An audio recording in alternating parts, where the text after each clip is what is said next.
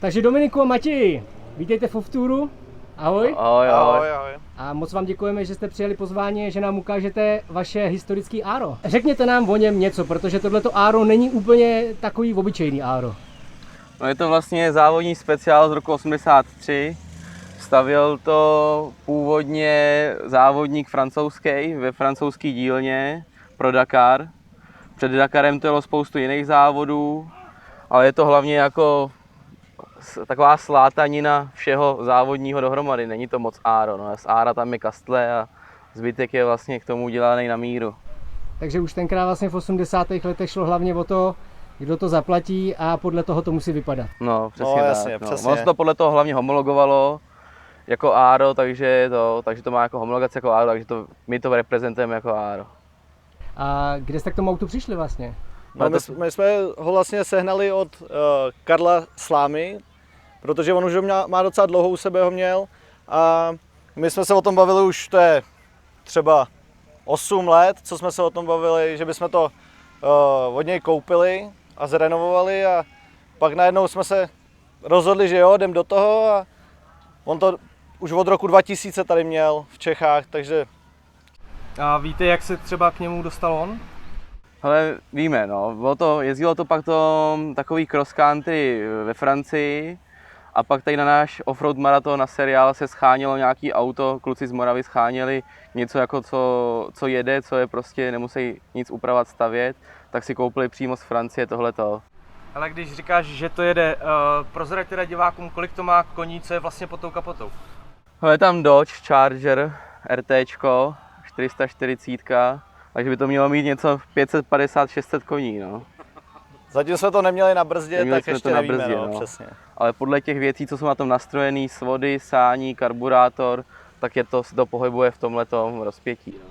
A pocitově takhle, když s tím jedeš, tak to věříš, že to tam je. Hele, jako mám 300 koňového závodáka, ve kterém vím, že je 300 koní a tohle to prostě jede mnohonásobně několikrát víc, jako no, takže tam těch 600 koní asi bude. To jako nejlepší je to vidět, když to jede třeba 30-40, na to šlápneš a on se to prostě rozhrabe a furt to hrabe, než ten plyn jako nepustíš. No. No hele, motor je teda Charger, No. Jo. s tím, že co je tam teda dále jakoby funkčních věcí, podvozek, to je asi to nejdůležitější. No tak rám je tam vlastně z Range Rovera Z klasika. a podvozek jako nápravy jsou patroly normálně, no, ze 60 patrola. Ale to tam je dodělávaný též prostě nějaký jako tuning nebo prostě To je až po nějaký roce. vývoj závodního auta, protože jako ten Range Rover nic jako oproti patrovým nápravám nevydrží, že jo, takže jako... Takže teda původně v tom stavu, ve kterém to jelo Dakar v roce 83 nebo kdy, No.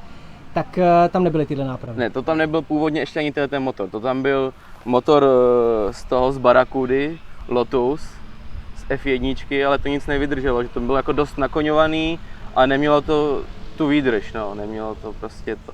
Tak tam, ten motor se tam dal někdy 86-7, takže s tím to taky ještě jako jelo Dakar, ale už to není úplně z toho původního auta, no. A kolik těch Dakarů to vlastně odjelo? 6. 6 Dakarů. 6 A Dakarů. nejlepší umístění? Hele, Dakar to nikdy nedojelo pořádně. Jednou to teda na Dakaru vyhrál nějakou etapu, pak to bylo třetí a tak, ale Dakar to nikdy pořádně nedojelo. Takže Růžový jezero nikdy neviděl. Ale myslím, že to tam nějak jako dojelo, ale mimo klasifikaci. Mám nějakou fotku od tamtuť, ale nenašel jsem to prostě v žádný výsledkový listině a ty závodníci starý, se kterými asi píšem, kdo s tím jezdil, oni se taky toho moc nepamatujou a to je těžké něco o tom sehnat. Ale zase to vyhrálo teda spoustu ostatních závodů. Se jezdila Rally Faraonu, to byl druhý největší závod, tak toto vyhrálo v roce 84. Marockou rally to vyhrálo, nějaký Aragorny a takovýhle jako ve Španělsku to taky vyhrávalo. Takže slavný kousek. Tak. Jo, je to jako, když Jo. my jsme v takové skupině na Facebooku, jsme se Dakar Dantan a tam když jako to auto pošleš, když tam dáš, teď jsme někde jezdili na to, tak oni všichni, jo, vzpomínáme si, to jezdilo parádně a tak tenkrát to muselo být jako nejsilnější auto ze všech, že když jako jezdili Range Rovery, jezdili, že jo, patroly 160 a tak a mezi nimi jezdilo tohle, tak to jako... Tady ještě teda zatím dneska nepadlo jméno toho francouzského závodníka, který to postavil. Jmenoval se Gérard Sarrazin, ten, kdo s tím jezdil jako vlastně první závodník, no. A potom vlastně se to dostalo i ke Schlesserovi, který vlastně je momentálně známý hlavně kvůli tomu, že teda staví teda Dakarový speciály, tak s tím jel i on právě. No. Měl v roce 86. Jinak Slavnej Jean-Louis Schlesser seděl za tímhle volantem. Přesně tak. Přesně. A k tomu máme ještě takovou takovou ne historku, takový fakt historický, že on s tím vystartoval ten Dakar, dojel do 4. nebo do 5. etapy, tu odstartoval, někde v průběhu se mu rozbila převodovka automatická, zůstala mu tam zařezaná zpátečka a on to 160 km docouval zpátky do bivaku. Zpátky do bivaku dojel 160 Jo, km. na 160 zpátečku. km má zpátečku. Neuvěřitelné. To je strašný. Takže má rekord v couvání na Dakaru. Možná celosvětový. No, to rozhodně nikdo víc na Dakaru nenacouval. Tyjo, tak co je proti tomu, že někdo dojede na prázdném kole? Přesně. No, Super, a ta převodovka teda automatická, ta je tam pořád? To je tam pořád. To je Tam je- příkvalt automatický od toho motoru vlastně. Z toho je udělaná taková příroba nebo redukce na rozvodovku z Range Rovera, z klasika taky. Mhm. Takže to má mezinápravu, ale ta mezináprava je taky trochu předělaná. Už to jakoby není. Závěry nebo něco takového dalšího. Ale má to vzadu takový ten poloautomatický samosvor, ale není to jako 100%, no, je to jenom taková uzávěrka trochu. No. Tak ono při těchto koní, že jo, už si poradí jinak trochu. je to Přesně. dostatečný. Hlavně my máme jako odzkoušený ze závodů, že jak jezdíme rychle na těch závodech, tak tyhle ty uzávěrky 100% a tak ty motory nebo ty auta ničejí mnohem víc, než když je to otevřený. Prostě si to prohrábne, kdy potřebuje a když jsou tam ty uzávěrky, tak to pak trhá jako hřídele v převodovkách a různé takové věci. Spojky odcházejí víc a to, takže tohle je jako mnohem lepší pro to ježdění rychle v tom terénu. No. Hlavně pro výdrž toho auta prostě, no. A další věc, která mě zajímá, jak takovýhle auto postavený na dakarský závod jezdí v triálové sekci tadyhle prostě na vaší offroadové trati. A tak my s tím úplně trial nejezdíme, ale jako na křížení a tak to celkem chodí. Nápravy se celkem vyvěšují, ale my to máme omezený ocelovými lankama, aby to tak nechodilo, šetřilo to tlumiče a to, takže jako pro tohle to vůbec to ani neskoušíme jezdit něco takového, prostě s tím jezdíme akorát rychle, rovně do zatáček, je to dost tvrdý, aby to nebylo vratký, že jo, takže jako se s tím nedá moc jezdit ani jako v těžce rozbitém terénu, no. Hele, další věc, kluci, technická, ohledně tlumičů, protože samozřejmě u všech závodních aut to prostě dá se říct, že je polovina úspěchu, že jo, a vůbec funkčnosti toho auta, tlumiče. Jak je to vyřešení tady? Ale to je, řekl bych, dokonce větší než polovina, no. To jako je 90% celého závodění je o tlumičích, ale tady je to vyřešený tak, že jsme na to zatím neřešili žádný závodní tlumiče, protože je to jakoby v tom původním stavu, jak to jelo, takže to má jako 10 tlumičů dohromady, vzadu jich je 6, vepředu jsou 4 a jsou to ale obyčejní tlumiče z Land Roveru, jako to není nic, tenkrát taky jako neměli nic moc závodního, ale teď se nám teda povedl jako velký úspěch, že jsme dostali od Ironmanu, teď mají takovou nejzávodnější tlumící soustavu tlumičů, takových hodně velkých. A to jsme dostali teď jako sponzorský dár, teď nám to přijde lodí v říjnu, tak to tam teprve jako dáme, ale je to dost tvrdý i na těch tlumičích, tak to budeme muset jako nějak předělat celý ten podvozek, dávat jiný pera nebo tak, nebo převymyslet počet těch tlumičů, protože to je teď už dost tvrdý. Hele, a prošli za tu dobu, co tam je máte teda, protože říkáš, že jsou teda původní, No. nějakou repasí nebo něčím, nebo jsou fakt jako takový, jak To nejsou, samozřejmě jsme ty tlumiče už někdy měnili, jako když jsme to přivezli, tak tam byly vlastně všechny úplně vyteklý ty tlumiče a tak, takže jsme tam prostě museli dát sice sériový, ale jako novější. Ale to prostě no. tlumič, je to zadní tlumič z Range Roveru, všude. Jo, takže žádná sláva to není. Ale jak bývá Range Rover hrozně měkký, tak tohle je tvrdý až až, takže to se musí taky nějak vychytat. jsme u zadní části auta. Pro mě je to v podstatě ta nejzajímavější část asi. Co tam všechno je a k čemu vůbec třeba slouží tenhle ten obrovský výřez na zadku a tak dál?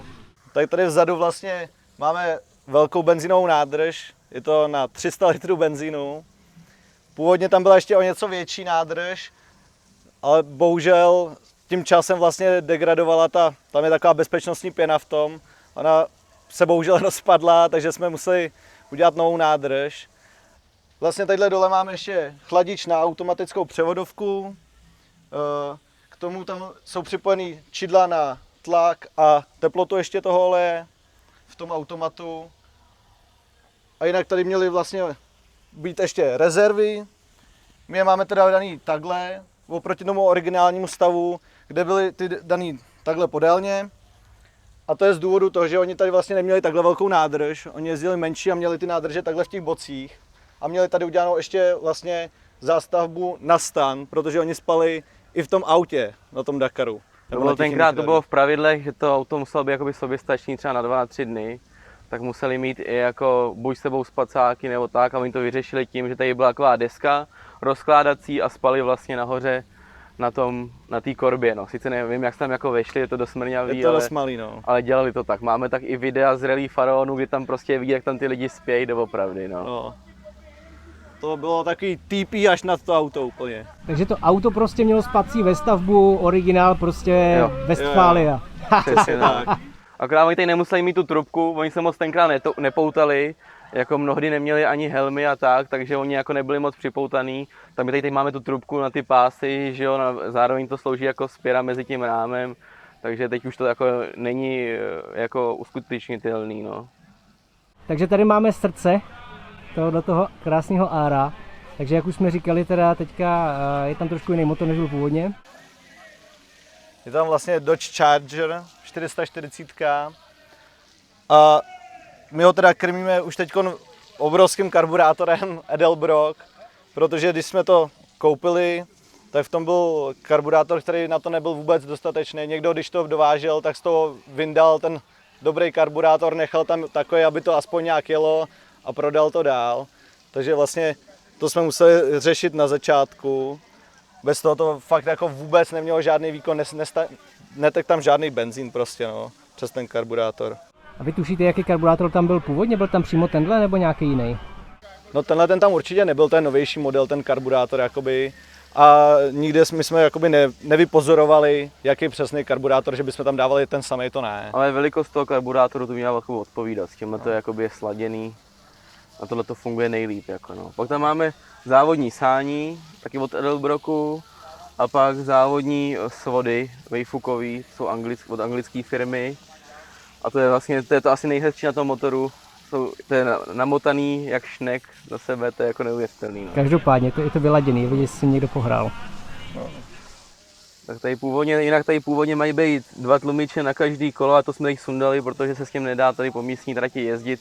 Je to moc tvrdý, ale zase takhle nám to odskakuje, takže to taky není úplně ideální. To prostě, až budeme mít ty tlumiče od toho Ironmanu, tak by to mělo být podstatně lepší.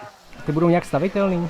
Ale jsou lehce stavitelný, ale hlavně jsou repasovatelný, což je jako největší výhoda. Byly takové blbosti, jako jsou dneska, typu restriktory a nějaké další věci, které omezovaly tu homologaci toho auta? Hele, vůbec, jako jediný co, tak někdy v 90. letech potom vydali jako nějaký FIA pravidlo, že to auto musí mít rozměr toho auta, na který to je homologovaný. No. Takže oni nám áro zkrátili vzadu o 20 cm, protože vepředu je to o 20 cm delší. Tak to nám to zkrátili, a to bylo až někdy těch 90. letech. Do té doby prostě nikdo nic neřešil. Po té renovaci to máme zase původní dílku, protože jsme chtěli, aby to bylo jako z těch prvních 2-3 let života toho auta. No. To mi vlastně připomíná ještě jednu věc. Kolik těch aut se vlastně vyrobilo? Byly jenom 2 tyhle ty auta vlastně.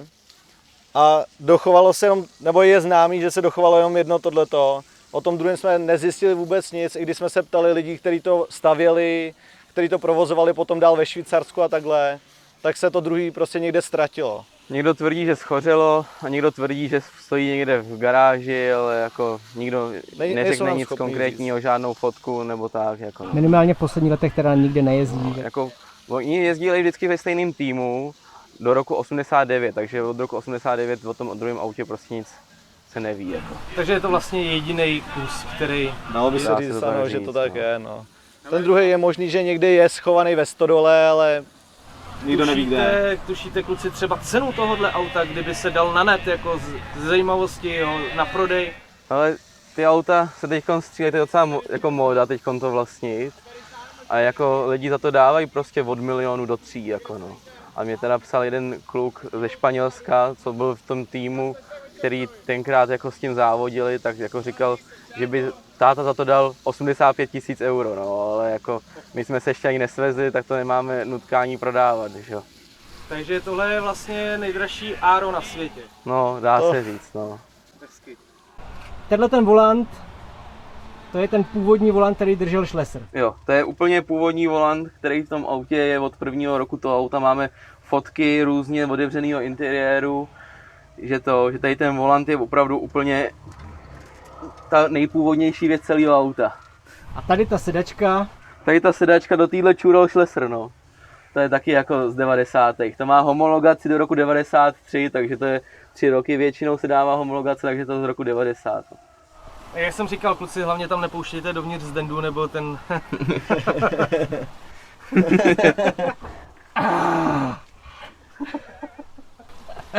prosím vás kluci, co jako ten filtr, co to jako kurva je? No to je velký filtr, no. Jako, když to žere hodně benzínu, tak to musí mít hodně vzduchu, viď? No Tak... dobře, a nevysaje to všechny vzduch v kabině? Ne, to ne. My tady máme různý okýnka odvírací, takže my si odjedeme okýnka a je to v cajku. To je jako neskutečné, proč je pro boha tady, to už se prostě pod kapotu nevešel? No, on se tam vlastně na ten karburátor se nevejde ten filtr a zároveň vlastně tady je menší pravděpodobnost, že to nastane nějaký bordel, když jako prostě jedeme někde v blátě, prostě v písku a tak přece jenom se tady trošku méně práší. On to taky bude nějaký vývoj toho auta, protože na některých fotkách je vidět, že na té kapotě laminátový měl nějakou kapličku, kde ten filtr byl určitě, ale to taky je to prostě na fotkách jako z nějakého závodu, ani nevíme z jakého, a na dalším závodě už to neměli, takže to jakoby s tím taky hodně asi převymýšleli Francouzi ještě, no. Takže když šlápneš na plyn, tak tady rozeřve brutální podtlak. A není to zas tak hrozný, jako Ne? lidi si představují, jako, že turbodiesel je mnohem horší než tohle. Jako. On asi jak je velký a jak je hodně otevřený, tak ani nesyčí, trochu to hučí, ale není to nic hrozný, jako normálně se vevnitř dá mluvit, to jako ty vejfuky a to dělá jako větší bordel, než dělá ten filtr, tohle to se jako dá vydržet. Takže ti to akorát po čechrách chlupy na noze. Ale jediný, co je blbý, takže když to střelí do sání, no, tak to je velká rána vždycky. No, co se týká výbavy, takže určitě tady máte klimatizaci, topení. No, klimatizaci, to by možná i šlo. Tu máme. To je No, jinak- jediná naše klimatizace, tenhle ten ofuk okna. Pak tady máme okýnko odvírací. Aha. No, jinak to, co se týče výbavy. Jinak to Autorádio, navigace, No. ne, má to světla, ostříkovače. přesně tak. Přesně A tak, co to no. má jakoby nejvíc závodní, tak to je automatický hasící systém. Hustý. Původní z toho No. roku 90 něco, protože je homologovaný taky do roku 93. Jako většina věcí na tom autě. Tady máš homologační štítky rámu, různě z různých let, to jsme jako tam nechali původní. A tady vepředu, když jsme koukali na motor, tak je tam homologační štítek vlastně celého auta i s číslem auta, pod kterým je to zapsaný pod FIA. Kluci, závěrem mě zajímá rozhodně, a proč jste si to auto vlastně koupili a co s ním plánujete dál? Ale jako původně jsme to takhle jako nevymýšleli, že to budeme renovovat. My jsme chtěli z toho udělat závodňáka k nám na offroad maratony a my jsme zjistili, že to je vlastně to původní auto, nebo jako potvrdilo se nám to, až když jsme to měli nějakou dobu na dílně a v tu dobu jsme se rozhodli, že to jako budeme renovovat, že to má smysl. A jinak předtím původně to mělo to být závodňák na moderní závody k nám offroad maratonů. Jako. Takže původní účel vzal za svý a... Přesně. Původní Přesně, účel jo. byl vlastně to zhrubat na závodech, jako, ale Ale potom nám toho bylo fakt líto, protože když jsme zjistili tu historii a všechno, tak prostě... zase my nejsme žádný šílený veteránisti, aby jsme jako leštili auto v garáži, takže jako na nějaký závody to určitě vytáhneme, ale už to nebude v takovém stylu, jako je to původně bylo plánované. No a teď ta nejzásadnější otázka, kluci. Když se najde sponzor a zaplatí vám Africa Eco Race nebo nedej bože Rally Dakar, Tyjo, že bychom mluvili, počkej, hele, že bychom mluvili s někým budoucím extra slavným. Rozumíš? Jo, vememe si podpisy radši teď, jo, než pak budou drahý, že jo, a nedostaneme se k ním, ne. Ale jako určitě spíš ten Dakar, protože tam mají teď kategorii klasiků, to jsou právě závodňáky do roku 90 a hlavně Dakar a Eco Race stojí podobně a je nesmysl, nebo to je můj názor, je nesmysl je ten Eco Race, protože tam se nikdo tě jako nevidí, že jo. Přitom když si zaplatíš ten Dakar, tak jsi v televizi hned, to je jasný, že jo. A že to jako není sponzorsky zajímavý ten Eco Race. No. Takže, otázka teda, jeli byste s tím, kdyby se našel sponzor a zaplatil vám to? Určitě. Hele, už teď to vymýšlím, jak na to. Už teď se o to tak trochu snažíme. Hezky. máte vůbec informaci teďka ta Saudská Arábie, kolik to stojí? Hele, startovní pro auto udělali fakt jako levný, to stojí 10 000 euro, to je jako fakt levný, nebo oproti těm ostatním nákladům je to prostě levná věc, jenže každý člověk navíc k tomu autu, to by se musel jako na trampa mít tady stany a to to je nesmysl, ale jako doprovodný auto další 10 000 a každý člověk v tom autě taky 10 000. Takže to je vlastně, když máš, řekněme, jedno doprovodný auto s 5 lidma, tak je to 60 000 euro. No, dá se to tak říct. To je vlastně to je to na tom to nejhorší, jako jinak 10 000 za auto závodní, jako tam jsou ty 2 lidi i počítaný, to není tak hrozný, že jo, to se jako prostě dá, ale naháněj to na tom ostatním, no. Prostě jako party vstupný docela přemrštěný a catering nic moc. No catering stojí prý za hovno. Přesně tak. Hele kluci, moc vám děkujeme za pokec a Bylo za to to, že super. jste nám to ukázali a přejeme hodně úspěchů s tou Dakarou. Díky. A my děkujeme taky, no. A vy ostatní sledujte Off Tour, odebírejte a zase příště. Nějakýho výletu. Čau.